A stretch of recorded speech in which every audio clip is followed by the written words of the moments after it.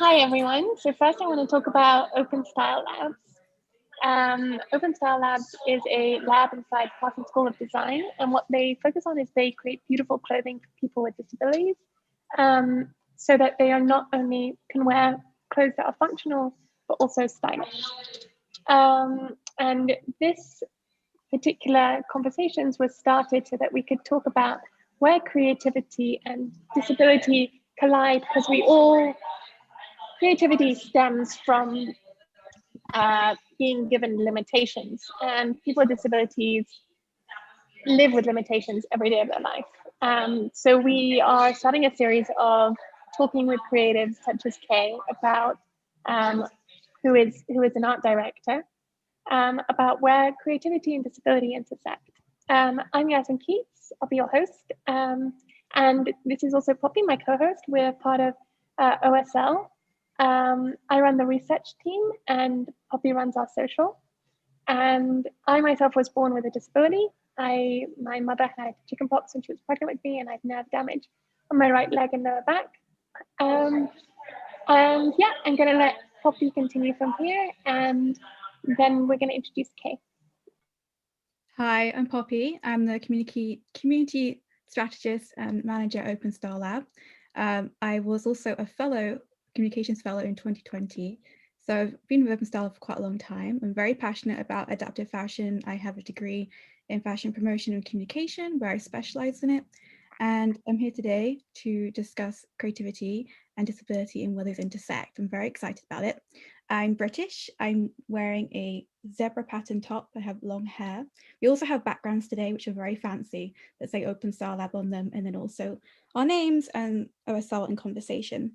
And yeah, we're very excited for this to be our second one. I hope it goes as well as the first one did. I'm sure it will. And I would love to introduce Kay. She is, have we already introduced Kay? I can't remember, my memory is so bad. Sure, I'll introduce her. Maybe you introduce her because sorry, I have cognitive disabilities, hence the memory issues, also physical disabilities and chronic illness. We have Kay, who's amazing. Kay is a freelance art director, brand designer, and accessibility advocate.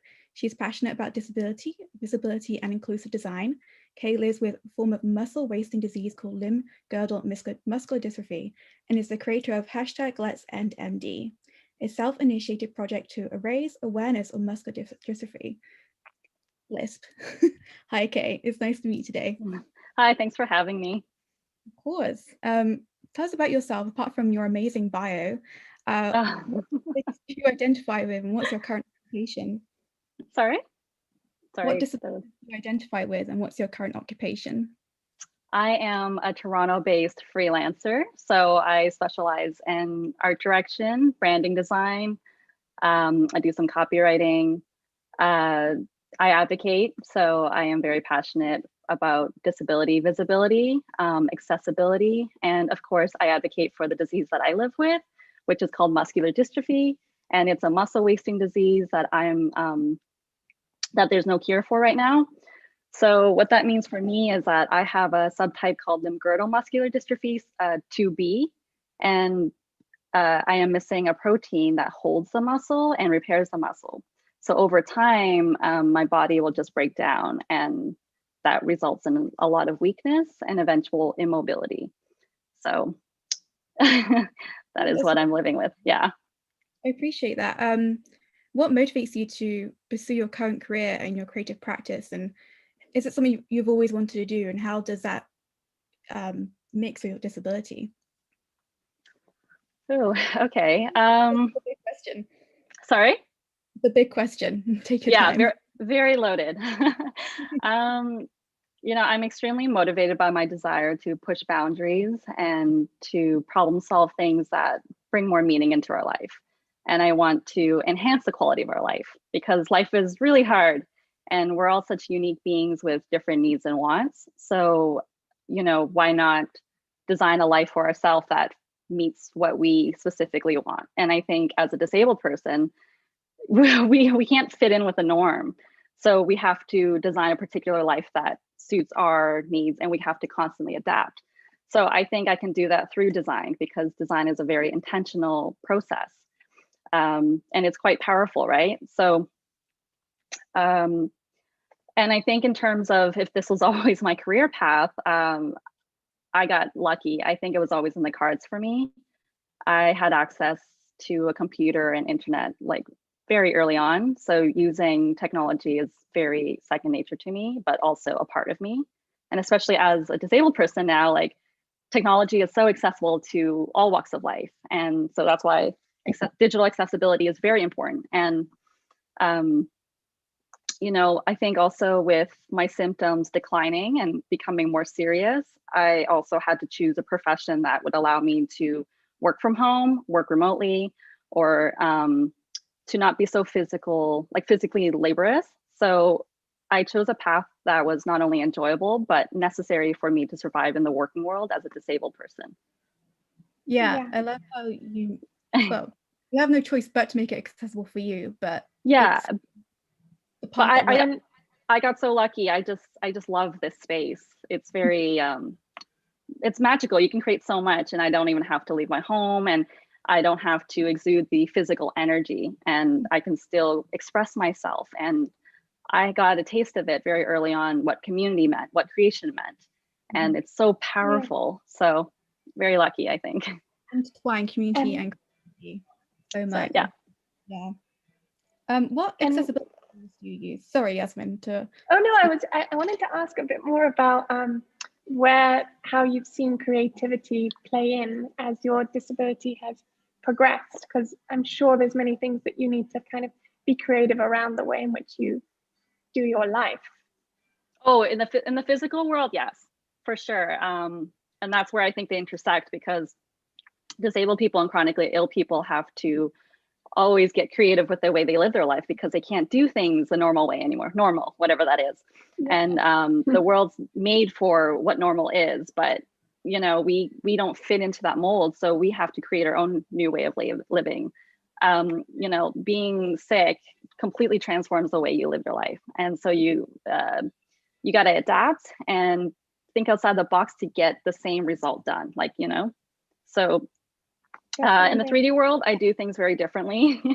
I have to get very resourceful, very creative. But in the you know, virtual world, there's got to be better tools for everyone to access, right? Like there's people who probably can't be typing as well. And I'm very grateful for all the tools, but it's not standardized yet.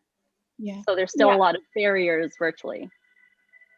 So, I mean, I'm chronically ill as well. And I know like we are the biggest innovators. Like the biggest innovators in the world have been disabled people. And I think that it will always be disabled people, because we have no choice but to have to think about things in a different way. I was wondering, what sort of tools do you use, just to put a spotlight on that, really? Because we talk a lot about accessible tools, but I think some people don't know what those are. Even me being disabled, there's some tools I don't know about. So just wondering what that is for you, really. Right off the top of my head, I can just think of, I zoom in a lot. I'm very tactile, so I like to use touch screens.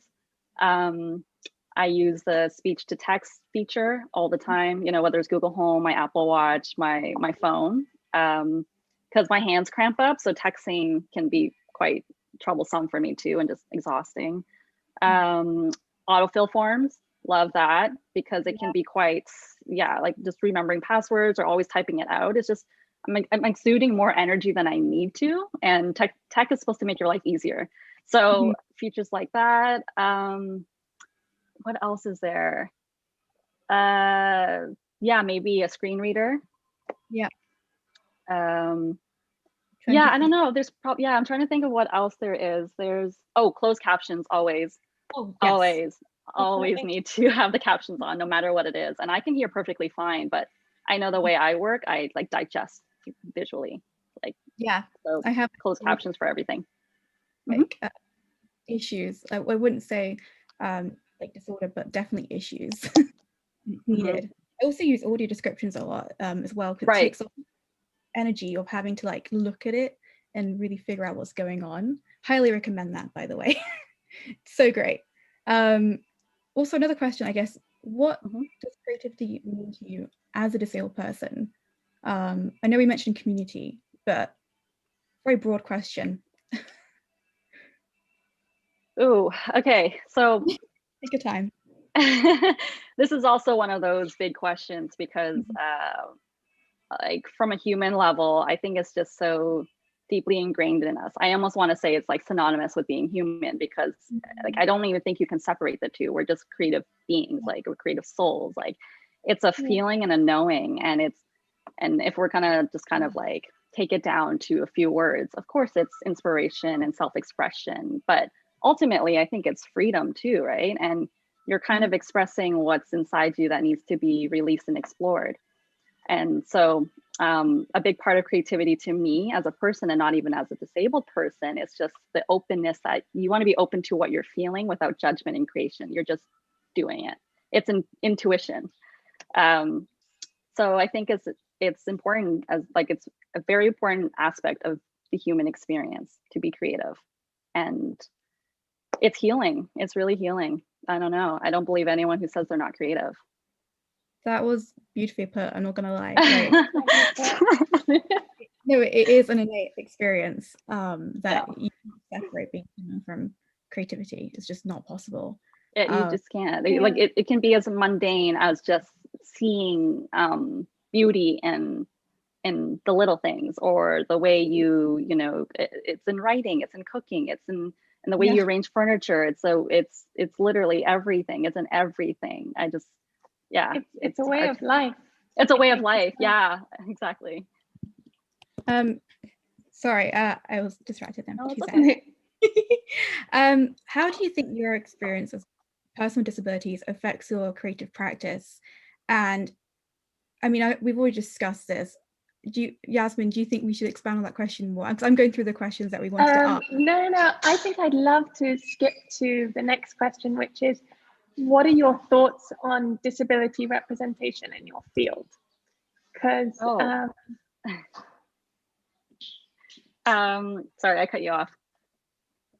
Oh no, what is your thoughts on disability representation in your field? Oh, okay.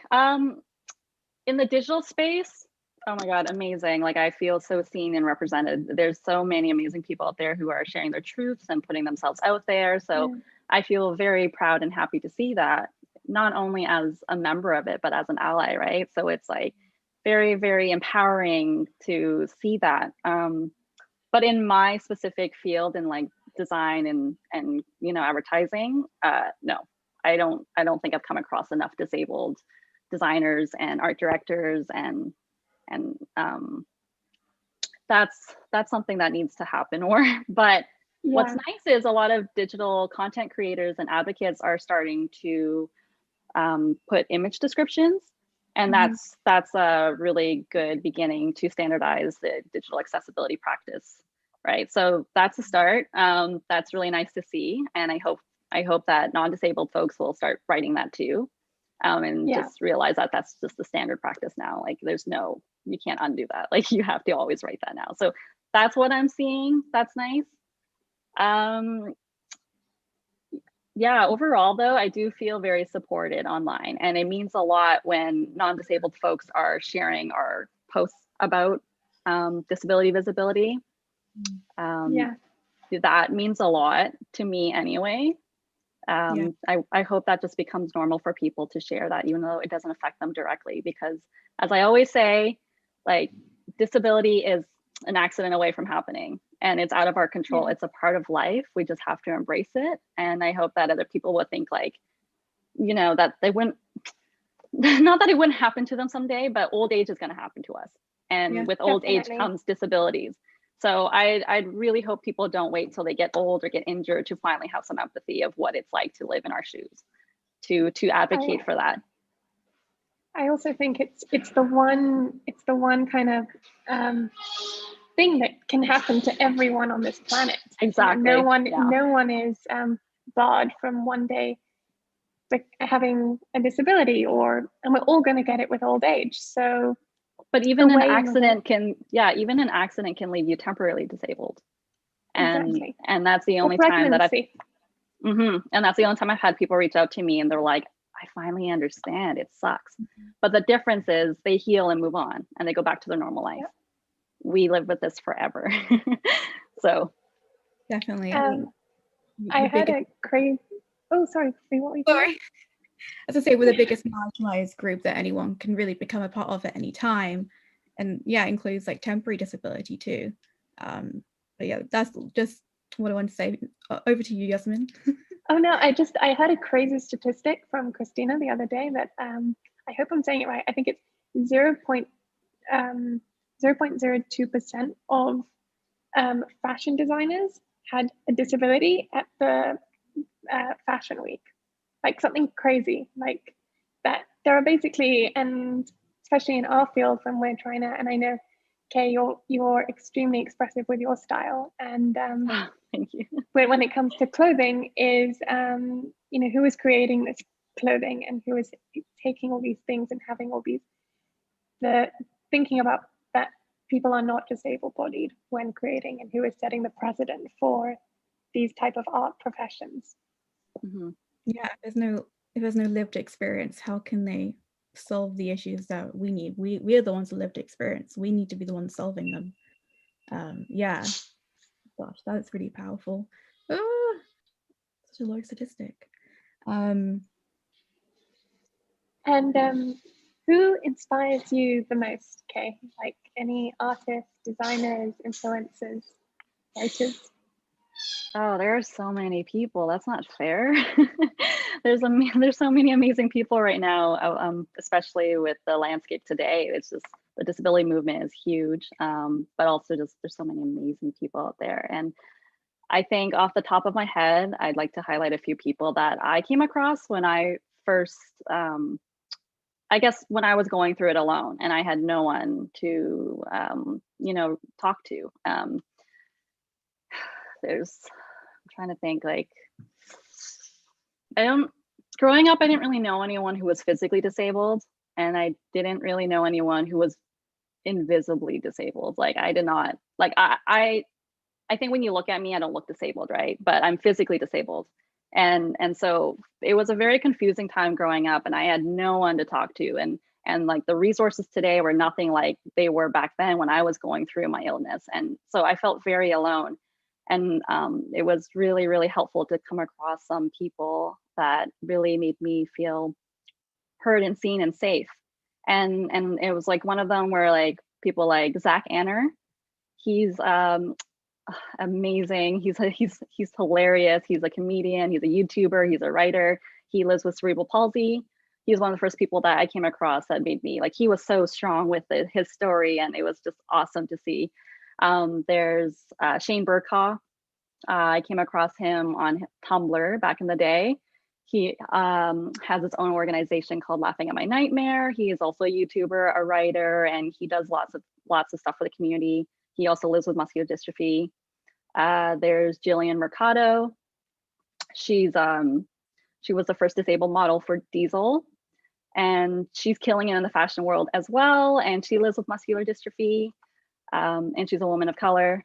And then there's, if we're talking locally, I think the first person that I kind of came across was Rachel Ramu.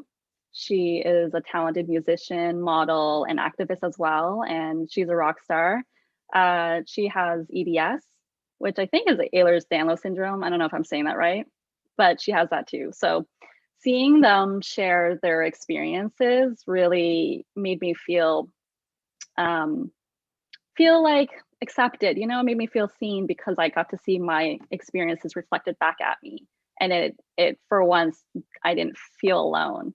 And it gave me the strength to be like, yeah, this is me, like I'm not alone. Other people are going through it, and it's okay to be where I am right now. And yeah, it's very important to be visibly disabled and proud, because it allows others to feel safe. And so I really encourage people to just own it and just like, tell people what you're going through, and it really helps other people feel safe to do so too. And then we normalize diversity, like, so yeah, these were the few people. I wish I could name them all, but they're amazing. I love they're Shane. amazing. Yeah. Like Jillian too, honestly. Yeah, you know who they are, right? They're yeah, of course. I was just like nodding, like yes, they're amazing people. And I think them showing their experiences and just living like unapologetically I think gives that validity to so many people. Like, Exactly. Yeah. there's so many people I wouldn't be as open and proud as I am today without so many people before me being open and proud. And slowly over time, I'm feeling like it's becoming more acceptable to be open and proud and less scary as well. So less scary. Do you have any mentors apart from like people you looked up to who like have mentored you at all in your work, or disabled mentors at all? Oh God, not really. It was a very hard path to carve out on my own. As not only a freelancer, which is a really hard thing to do, it's even more difficult with a disability. So I had all these barriers already to get to where I am today. And it's like, yeah, I wish I could tell you, but I had to figure it all out on my own, which sucked. I know that feeling all too well, having to feel like you almost feel like you're the first going at something, and it's exhausting too, that mental toll. It really takes a toll on your mental health as well, from my own experience. Yeah, I started to feel like our value, it was really hard because there's so much ableism and internalized ableism. And I think a lot of it was, I thought my value was based on where I worked and what job I had. And that was so hard because a lot of people, I think because I didn't talk about my disability so much, I rarely let people know initially when I could kind of choose whether or not to be visible. It was just hard for people to be compassionate. It was always just being told like, no, you just gotta work harder, or just keep applying for jobs, or just suck it up. And it's like, no, I literally can't get in the building. Stairs, I can't get to work. Where am I gonna park? You know, like, I'm tired today, my body doesn't want to cooperate. And it was just so hard to kind of get that, like, that empathy from, you know, employers and even peers. And it sucked because it's like, oh, well, like, this is where I worked. I have this client, and it's like, what are you doing? And it's like, I'm here trying to just get the bare minimum in society, and it's not even built for me, you know? And so I felt very alone in every regard of my life. Like, it was like employment, social, dating, like housing.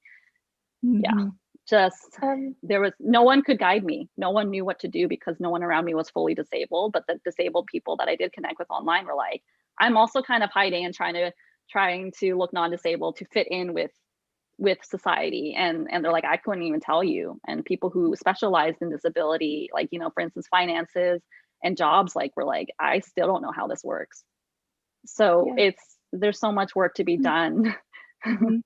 Yeah. I wonder if there was, first of all, I just want to say to the audience, if anyone has any questions for Kay, hold them, and we're going to get to them at the end, and we'd love to hear them. But I kind of want to build on that, Kay, when you were talking about, you know, the courage to be seen. And what was the first, was there like a moment where you felt like that happened? Or that you took that step? Oh, yes. Like when I came out of the disability closet, per se. Very real thing. Yeah. It's a very real thing. Yeah. Especially when you kind of have the option to be invisible with it. But because mine is physical, and the way muscular dystrophy works is that it is it's a progressive disease. So over time it will, I will keep losing mobility, and I'll have to keep adapting, and things will change. So it's not the easiest one to hide. And now it's been like 15 years. And now I'm at this point where I proudly use a cane and go out, and I proudly, verbally, and loudly express my needs. But I think, it was when I was going out to Vancouver for the first time on my own. And I thought, I knew Vancouver was hilly, and I thought, like, here's my chance to kind of go to a new area and try to use a cane for not only safety, but it's a good test to see how I would feel with it. And I don't have to worry because I didn't know anyone in Vancouver, really. So it was a fresh start. And when I came back to Ontario, I basically never went back, and I proudly used it in the industry. I used it around, and now I don't go anywhere without it. So that was my breakthrough moment. It does feel like that though. It feels like this moment of freedom, like allowing yourself to use a mobility aid, but the stigma that for years you've been told, like, oh, only use that if you have to. And it's like, when you realize, wait, no, I can just use it if I need it. Like, But not No, only we're young, you know, and it's like young people don't use mobility aids. Like I when still to this day when I use it, people assume it's like an injury. It's temporary. Yeah. I remember. Like, sorry. I always get asked if I hurt my leg. Yeah. Oh, me too. Yep, me too. I remember my one was being in a bathing suit. I think I was at a party, and instead of having the sarong around, I have a leg brace. And I kind of let that go and was just like, I'm just gonna be in the bathing suit with the leg brace and show it. And it was like a big kind of it. I think it happens from what you were saying. It's the social, it's the social aspect of it. It's the going into a social event and showing yourself in that way. I remember going to a WeWork event, and it's filled with young, cool, hip people, I guess. And I went to this event because it was, I think, a health-based event. And I'm like, yeah, I'm gonna go, whatever. I'm just being me. And I go, and I remember this one guy couldn't stop staring at me, and he didn't even go like, "Hi, how are you? What's your name?" He just said like, "Oh wow, you came out with a cane? Like, what's going on? Good for you, good for you." And I was like, oh, "What? No!" Like it was so that rubbed me the wrong way. And I know he meant well, because he probably had never encountered anyone who openly came out with a cane and at like a young, cool, hip event. And I just remember him not being able to get over it. And I'm like, get over it. Like, this is normal. So yeah, it's always going to be uncomfortable. I have to say, even till this day, I still get uncomfortable because people will judge and stare and ask questions. And it's just not something I always am ready to deal with. People are so curious, that's fine. But some days you're like, I just don't ask me anything today. That's the thing, that it's never being uncomfortable with you yourself using it. It's being with other people and their perceptions and their ableism. Like, it's never really like about you. No, exactly. And I don't want to get harassed today. I don't want to get interrogated. Like, just let me live my life, you know? And yeah, I have no problem using the cane, but it's how people respond to it. And I think once we normalize that, people will just not even notice it anymore. Like it's normal, right? But you know what's amazing? Like, with our community now online, everyone is openly coming out with it now, posting photos with it, that it is becoming normalized, I think. Like, I know that I've noticed in my circle, people are starting to use the term able-bodied and non-disabled or ableism. And I notice their language is changing. And it's so I know that what we're doing with our awareness and advocating, it's making an impact, because I'm hearing the language is changing and their everyday words. So yeah, there has been a shift in, like, there's a shift.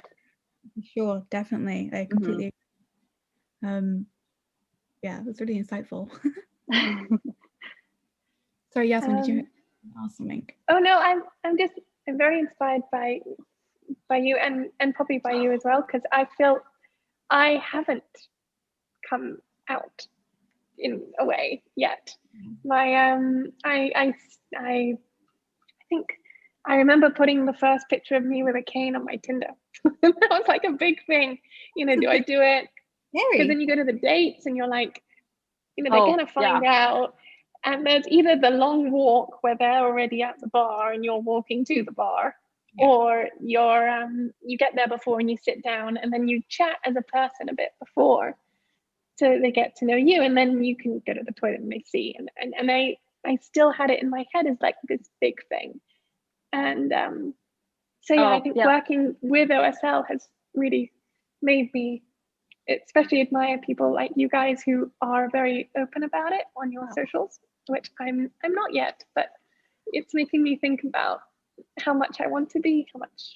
Yeah, it's very liberating, because you know you're taking what you feared the most, that you think is your downfall and your flaw or whatever, and just shoving it back in people's faces. And now it's like, the worst has happened. I'm embracing the worst thing, right? And the whole dating thing, that's a whole other topic. It's a whole other topic, because I've done both. I've done where I wouldn't disclose it, and I've done it where I put it out there. And so that's been a very interesting thing too. But at the end of the day, it feels good when you're kind of just open about it, because then now you're like, I don't have to be like, when do I tell them? Do I tell them now? When is the time? Because that's always like lingering. And then once it's out there, you can just move on to talking about normal stuff. You just get that out of the way, right? Exactly. Yeah. And it's a good way of filtering out, to be honest. Filtering, yeah, exactly. It really is. Yeah, I mean, I feel like there was also, I felt a little bit of pressure to like be open about my disability when I didn't really want to be, because a lot of my friends were. And I think it's okay to take your own time with that. Like it's a journey, and it really does take years to get to be comfortable with even just one mobility. Like I'm comfortable with showing my stick, but I'm not always comfortable with showing my wheelchair.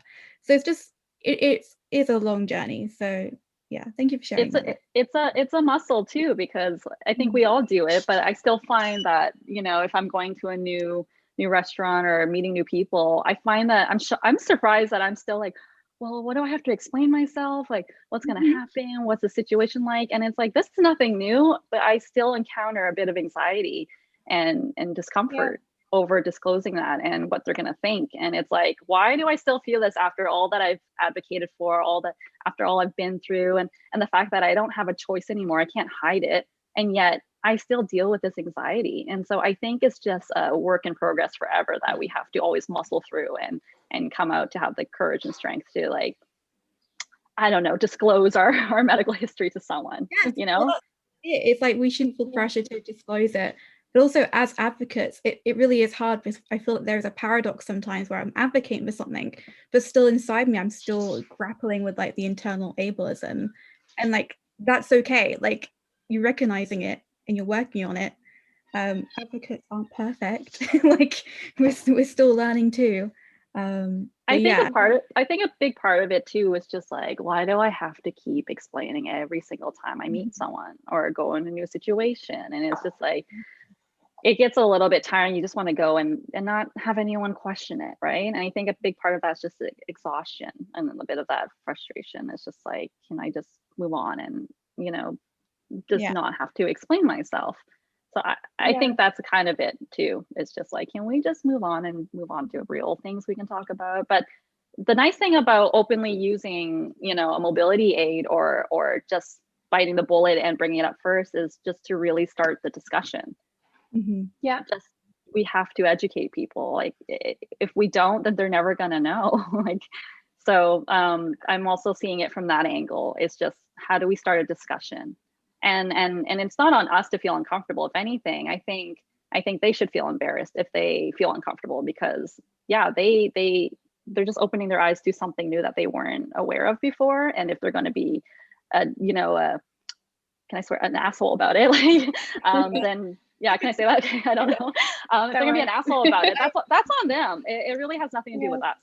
It's not us at all. So I've also kind of, I'm at this point where I'm unapologetic about it. If they're going to react strangely to it, well, one, it filters it out. Like, I don't want that person in my life. But two, it's on them that they can't have any compassion to know that this is part of life.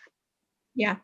It's like their opinion is none of my business. Like, yeah, exactly. It's like, oh, it doesn't affect me, I'm just gonna turn a blind eye. It's like, no, we're all connected. We're all affected by this. We should all be looking out for each other. This is.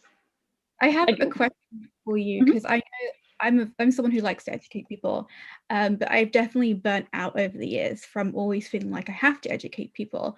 And I was just wondering, have you ever actually got tired of advocating or tired of feeling like you have to educate in every conversation? Because I feel like that's also expected from a lot of us as marginalized people too. Yeah, absolutely. I think for years I didn't say anything because I thought no one understood. So I think before I went on this journey, like, it was I was part of the problem by not speaking up, because no one could really understand what was going through. And if I don't advocate for myself, like, who else will? Because only I know what I'm going through. And so a big part of it was like, eventually I just said, I'm so tired of literally like friends, family, like coworkers, everyone who just did not understand. And it's important that we speak up for ourselves, but definitely with, you know, there's so much going on in the world. It's easy to feel like, well, should I be advocating for this when there's this movement going on and this movement going on? And I'm dealing with my everyday life right now in front of me, where I'm like, it's hard to get out of bed today and I'm tired. And it just took me so long to cook a meal, and now I'm spent and I'm also trying to work to make money so I can keep living in an accessible place. And so there are days where I am quiet on social media, and then I feel a little bit guilty because I do feel a due diligence to really be there for my community, for sure. Like, and it's like no one's holding a gun to my head, but we're so in it. We're there for each other. We look out for each other. Like it's part of our duty now. I don't like, doesn't matter if you're an influencer or whoever, it's our duty to stand up for each other and really speak for each other who don't have the strength to, because like it's crucial. Yeah, part of the beauty of the disabled community, I've had moments where I've spoken out about this, and the replies have always been, okay, we'll pick up where you left off when you can't do it. Like we'll fill in for you when you need the time off. Tends to be kind of like the response. I just wanted to bring a light to that because I feel like it's really important to rest. Resting is productivity. Like it's part of advocating. You have to rest. Exactly. Otherwise, you're going to educate people. You're tired. But the guilt does come with it. But just know that you know we'll pick up where you left off if you need to rest. And I think there's an unspoken understanding that we all know, like, if we don't hear from you and you're like, no one expects you to. That's the nice thing too. We're also understanding of each other's, you know, like needs and accommodations. That there's no like, hey, where were you like last week? Why weren't you here like speaking up for this cause? There's none of that. And I always say, you know, I say that I'm selfish because I have to fill my cup so I can give back tenfold. And I have no problem being like, I need a rest today and don't talk to me for a few days. Like I need to regroup, and then I come back and it's fine. And yeah, our community is so awesome. So very happy to be a part of it. I think I loved what you said about having to keep my cup full, because I think that's maybe also something that we figure out with maturity as time goes by. And I feel like when you have a disability in some way, you have to have these crash courses on all these ways of hacking life. And something that, you know, I discuss a lot with my mother, that she says, you know, I only learned recently, you had to learn to ask for help very young. So in some ways I see that disability for me has kind of rocketed me into areas that I probably never would have normally gone into. Yeah, absolutely. I would say getting sick very early on, and when there's no cure, you do feel hopeless, right? And so you have to find these ways to cope and manage and be your own source of strength and be your own rock, because it's such a, like for me, it's such a unique disease. Like visibly, even like it's hard to kind of fully understand what I'm really going through every day. And I think I worry so much about, I don't know if it's like you guys feel this way, but when you're not feeling well, you don't want your family and your loved ones to worry about you, because that also hurts you more. And I just think like, if I'm good, I just can't see them worrying about me. That would make me feel worse. So definitely. A big part of it is just trying to like muster through it all and make sure that I'm good. And of course, also having that balance, like if I'm not feeling well today, I'm going to be like, I need some support today. So there's that. It's a balance, because I think initially I was too afraid to ask for help because I didn't want to. I don't know if that's like part of ableism, where you're like, I can do this myself. I don't need help. I hate asking for help, and I still do, but I definitely ask with no shame now. There's not as much guilt.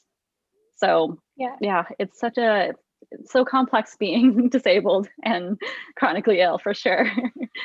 Definitely. I feel sometimes I'm overly the opposite way of like, maybe it's a flashback, you know, sorry, not a flashback, what's it, like a pushback of like, I'm not, sometimes I have to ask for help, and so it brings up insecurity. So I'm like, no, I'm not going to ask for help. I'm going to be extra stubborn. Yeah. I think we all go through it. It's just part of life. I think even if you're not disabled, asking for help and receiving help is very tough. And that's why I think this whole theme around independence is just very important. And we can, and that like independence and quality of life are synonymous. Like, unfortunately, like I think it's almost like, that's why I think my field and being in design is really, really great, because design is so strategic and intentional that we can design better products and services that allow for independence, which then therefore increase our quality of life. So I feel very lucky. Like, I feel very lucky that the stars were aligned for me to be in this path, because I'm a creator, but I'm also a user. So I have both perspectives, and it's not just in my work life, it's in my personal life. And now this is my way of life. I see life through this lens of design thinking, and I apply it to every area of my life. So yeah. Wow. That was really cool, because that aligns so perfectly, I think, with what Lab believes as well.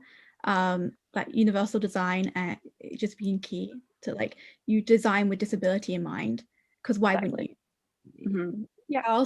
And also when you design with disability in mind, everyone benefits. Exactly. Yeah, all walks of life. It doesn't matter, like, whether it's like mothers or old age or disabled or sick or whatever it is, or you can even be carrying like a ton of things and you're like, I need this to open, and I see non-disabled people using door openers all the time, and it's like, yeah, that's a good design. Why does it have to be tailored specifically to the disabled people? To me, a good design is a design that anyone can benefit from, a universal design, right? Inclusive design. So I'm super passionate about design, as you can tell, and not even in a 2D space, in a 3D space. It's just a way of, it's a process. Definitely. I was just thinking about types of design that have now become, which were intentionally made for disabled people, but have now become just the norm for everybody. Something like elevators and escalators and glasses. Yeah, that was my train of thought as you were saying that. Or even closed captions. That's something we easily overlook. Lots of non-disabled people use it all the time, and that was not its initial intention. If you're in a foreign country and you're still learning the language, having the subtitles underneath also helps with that barrier, which is exactly. Kind of disability. I have a really cool stat about closed captioning in gaming. More people, if you put captioning on at the beginning of the game, so it's automatically on, more people will leave them on than turn them off. And I reckon with like movies and stuff too, people are more likely to want them on and leave them on than to actually go, oh, I'll go and turn them off, like, because I need to turn them off, because some people do need to turn them off. But I just thought it was very interesting where it's like actually become part of like the experience of media too. Sorry, Snell was just wondering if we could talk about some representation of disabled people in your field and what challenges you see that your disability contributing to your profession as a creator. Jasmine might be able to word this better than I just worded it. I'm reading the question from the audience. It's representation. So it's, give me a second. Yeah, no worries.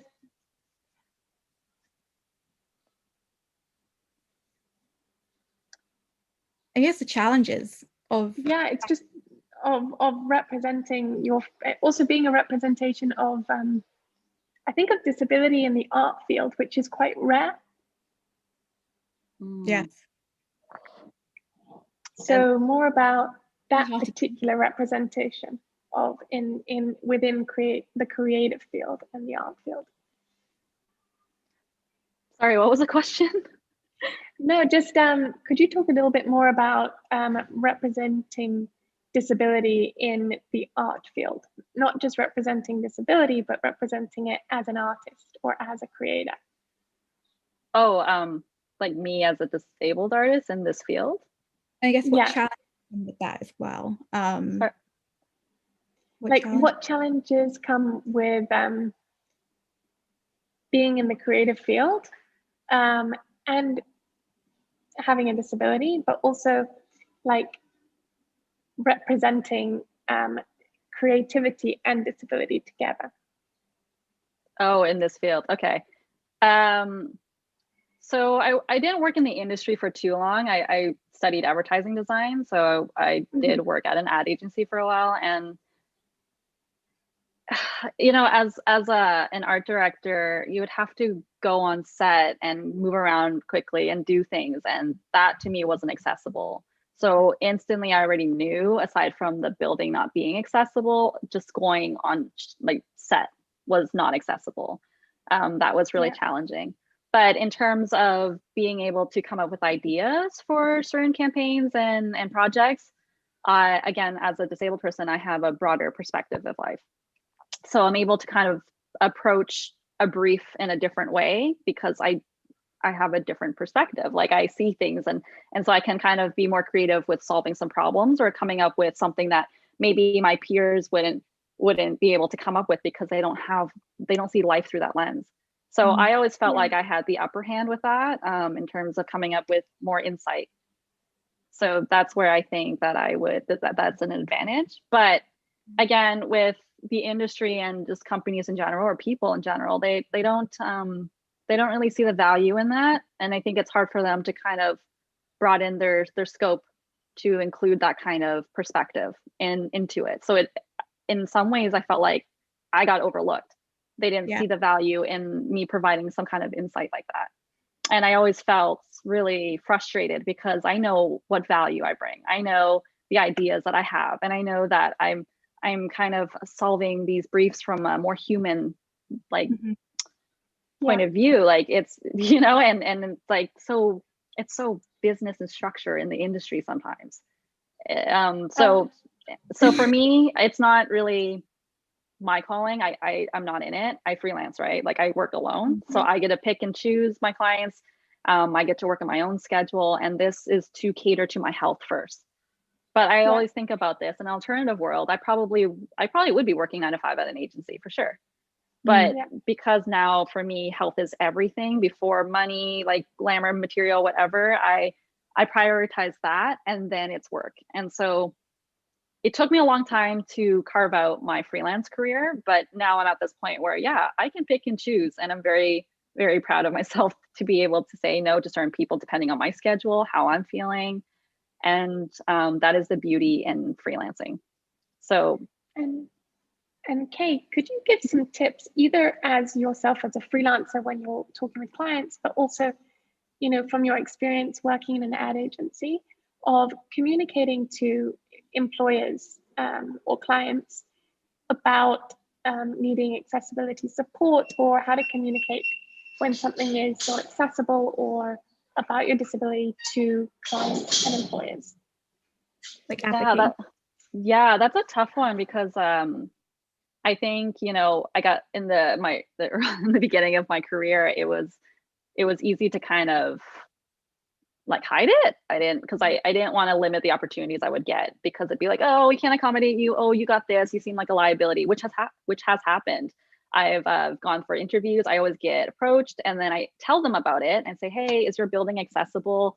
I'm going to need accommodations. I'm just going to give you a heads up. There are going to be some days where I can't come into the office. Is that okay? And then their tone changes, and I'm not desirable to get hired, and something else happens. And so I'm just coming from this point now where if I'm going to say to anyone, like, I don't think you need to cater to the company's needs. I think you need to watch out for yourself first. So I think, again, it's like approaching with dating or friendship or whatever. I think bring it up first. And if they can't accommodate you, that's not a client and person you want to work with. And also know your worth, right? Like, I think there's a lot of like, oh, well, you should just do it for free, get your experience in. And I think to a degree, yes, get out of the way, but your health is everything. And so on like a human level, if that company doesn't want to accommodate you and they can't understand you and they choose business over your life and your value, don't work with them. And that's it. You just go find a new client that aligns with more what your values. So it took a while, because I think initially it is ableism. I was like, what? They don't want to hire me, like this size, so I'm just going to keep hiding it. Or like, I felt so defeated because I kept trying to mold myself into the industry standards, like, like the structure, like the way the system is put into place. But I think now it's like carve your own. And I had to with freelance. I just did it because I couldn't work anywhere else. So I had no choice but to go freelance. And that's working for me. So I have, sorry, carry on. No, go on. I have a question about, because I feel like a lot of work is expected to be free if you're disabled, especially if you're a freelancer. There's a lot of like, oh, either you can do it extremely cheaply, like, and here's some freebies, or like free. how did you manage that at the beginning of your career? I know you kind of talked about it, but yeah, well, I actually didn't do too much free work. I did a lot of projects. I did a lot of free work in terms of helping my family business out. I've been working in like Photoshop and on the computer since I was 10. So, you know, I think I've had lots of years of experience in terms of playing in the digital space. So I kind of already knew my skill set and my value. I also really worked hard to put myself through undergrad and got a bachelor degree. So I already knew I had that kind of invaluable skill set of design thinking, advertising background, marketing, and then I had to have the more technical skill set of using these programs. So finding the clients was what the hard part was, right? Like I already kind of put in the work. It was just now, how do I get clients in business?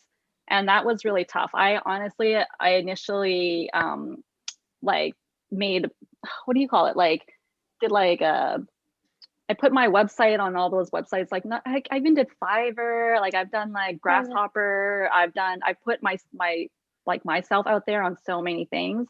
I've also approached certain people. So I've been turned down many times. I've also done things for super cheap, or do it for free. A lot of it was practiced through friends and family. I'll be like, look, I'll do this as a favor to get more experience. But a lot of it was just like finally believing in my value and then unapologetically charging for it. Yes. And that takes years to get to the point where you're confident and you value yourself and you're like, nope, I will not go less than this. You just have to have a base point where you're like, I will not accept anything less than this price point. That's like the minimum, right? And for me, for pricing, it's still a hard thing to do as a freelancer. You should have like a base rate, like an hourly base rate, but also I kind of tinker with the price points if I see the project is a good opportunity to learn and grow from, or if I think it's a really simple job, or I also look at the client. If I see they're like a small like mom and pop shop and I really want to help them, I will charge less. If it's a company that is just to get the job done and they don't care about the value, the meaning, I will charge my normal rate. If it's a job that I don't like, I will charge more because it's my time and energy, because I know I'm giving up my resting time to work on this project. And at the end of the day, I'm like, if this is impeding in my quality of life and my health, of course I'm going to charge more, because time is precious. My health is precious. So it's really about trusting yourself to know what you're worth and gauging from there. And I know it sounds really like vague and easy to kind of just like simply say, but this is definitely years of just trusting that this is your own path you have to carve and know your value. That's it. Like no one else can tell you what you're worth but you. So. That's really invaluable. I think so many disabled people gravitate towards freelance because we have no other choice. I'm a freelancer too, and it's like you have no other choice. You have to figure that out, and I think you just offer some really great advice. Because knowing your worth takes years, especially in the freelance world, because you at the beginning you just want money. You're like, just please, I need a job. I'm disabled and no one's going to hire me. And I think you have to go through that. We all have to go through that. And then it does, like, I've been in the game, it's like been over 10 years. Like I'm at this point where now I know exactly what it is, because with my health declining, I'm getting pickier with who I'm spending my time with. But I know the value I bring, and that's a confidence that takes years to get to, for sure. With experience and time and just self-love, honestly, like it's self-love. And a big part of it was, the hard part about freelancing too is like I've worked alone for so long that it's hard to gauge. Like in the beginning, it was hard to gauge how good I actually was, like good, you know, like, and it wasn't until I did work at an agency that I was able to see my peers who were the same job title as me, and just being able to get that comparison and realize, like, because I've already had a freelance background coming into the agency, I already knew I had to have a more fuller like skill set. I needed to be a jack of all trades. I really needed to know how to do it all, from like ideation to like client communication to production and to finalizing things, right? Like I already had that skill set. So when I went into the agency and I had seen my peers with the same role, I realized that like I was a lot more polished and quite like good, like in comparison to them, because they didn't have the same skill sets to polish it off. And so that gave me an extra boost to realize like, yeah, freelancers are very talented because you have to know you're a one person team. So you do everything. It's very exhausting. And it was frustrating when people be like, yeah, but you work at home, like you work by yourself, you work your own hours. And I'm like, yeah, time management, initiation, organization, production, the labor, everything. And then finding your own clients. It's easy to go to a 9 to 5 and you can be like, here's your work, go. Yeah. But it's hard to grind from, you know, the moment you get up till when you end, and sustain that with your health and then life.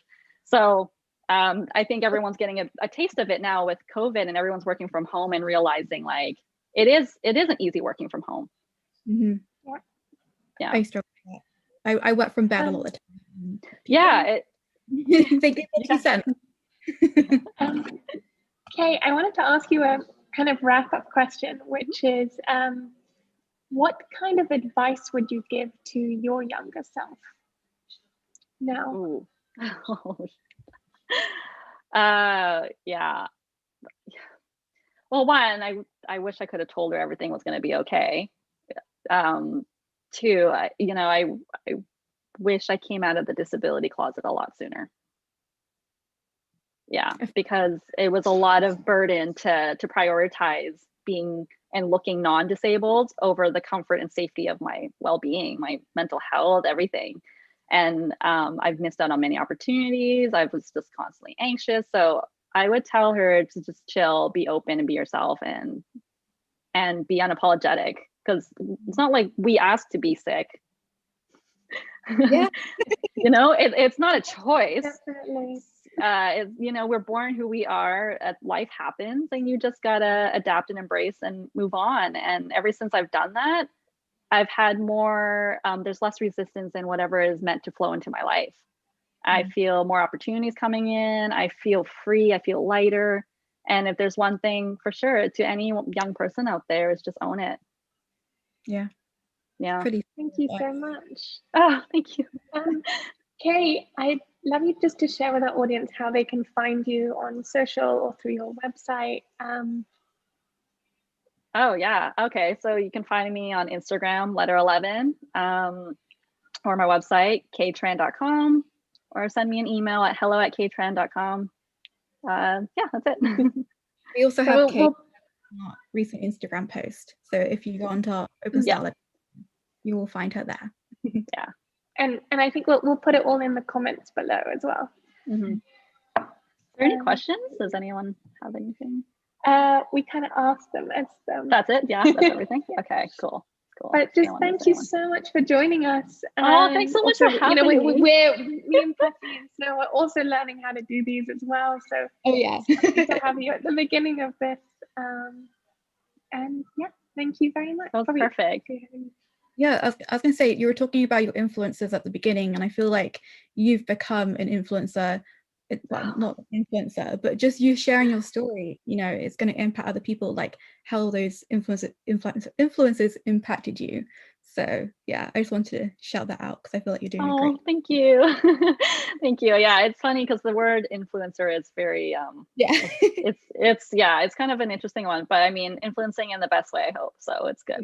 Yeah, definitely. Thank you. Thank you. Thanks for having me. This was really fun. Of course. We love you. Yeah, thank you for watching. We really appreciate your time, and hopefully we'll have another OSL conversation soon. Check out our Instagram, which is at Open Style Lab, and our Twitter, which is also at Open Style Lab. And yeah, keep up to date with what we're up to. Awesome. Bye. Thank you. Bye. Bye. Thank you.